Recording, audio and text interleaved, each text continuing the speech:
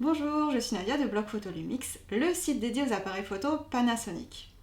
Vous le savez peut-être, un des avantages de la marque, ce sont les mises à jour. Elles viennent apporter des améliorations et même parfois débloquer des nouvelles fonctionnalités. Et justement, le Lumix S5 a été mis à jour le 24 novembre 2020. Désormais, il est possible de filmer en C4K 30 images et 60 images par seconde. Et voilà une qualité d'enregistrement que vous êtes déjà en train de visualiser, puisque cette vidéo est tournée en C4K 30 images par seconde. Lors de cette mise à jour, Panasonic est aussi venu affiner le mode de mise au point automatique. Jusqu'à présent, on avait la possibilité de choisir détection humain et ou animal, suivi, zone 225 et plus ou moins des zones précises. Pour ma pratique, j'ai tendance à alterner entre le portrait, par exemple mon fils, et un détail, par exemple un pinceau. Pour ce faire, je suis obligée d'utiliser la détection automatique visage et d'utiliser le joystick pour photographier le petit pinceau, le petit élément de la photo que je souhaite mettre en avant. Ça fonctionne plutôt bien, mais parfois quand on est pressé, c'est pas pratique.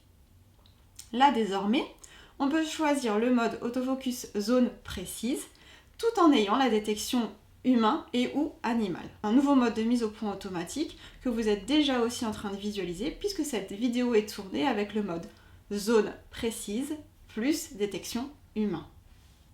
La mise à jour est aussi venue ajouter deux nouveaux styles photo, le L classique Neo et le L monochrome S. Vous voyez d'ailleurs passer quelques images prises avec ces nouveaux styles. Nous avions prévu de les utiliser aussi pour la vidéo, néanmoins ça ne donnait pas le rendu que l'on souhaitait. On a donc utilisé le D-Ciné Like 2. À l'exception de cette introduction, filmée avec Lumix S5 plus S20-60, l'objectif kit, la vidéo a été tournée avec le Sigma 85 mm f1.4. Cela vous donne un petit aperçu du test à venir sur cet objectif. Nous avons utilisé donc le mode d'enregistrement C4K 30 images par seconde avec le capteur en full frame, à l'exception de quelques scènes tournées en mode crop APS-C pour pouvoir nous approcher du sujet tout en faisant avec la distance de mise au point de 85 cm de l'objectif. Voilà pour cette entrée en matière, maintenant je vous laisse apprécier le résultat.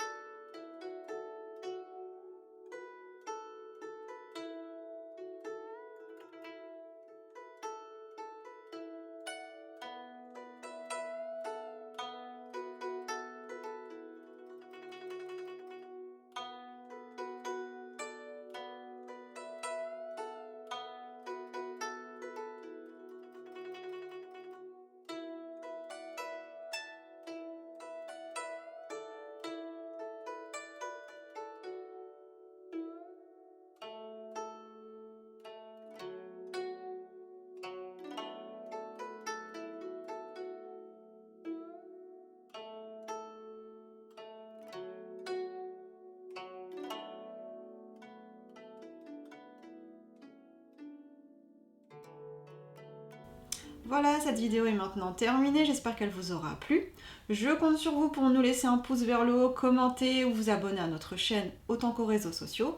N'hésitez pas non plus à vous inscrire à notre newsletter pour avoir toutes les nouveautés dans votre boîte mail.